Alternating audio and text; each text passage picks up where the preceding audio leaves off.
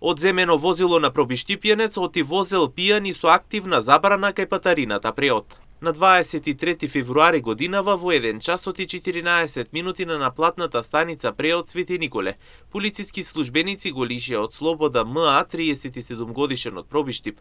При контрола во патниот сообраќај полициските службеници сопреле патничко возило Ауди со штипски регистарски ознаки, кое го управувал и по превземени мерки било констатирано дека е под дејство на алкохол, односно дека има 1,91 промиле алкохол во крвта и дека го управувал возилото и покрај тоа што имал активна забрана за управување со моторно возило.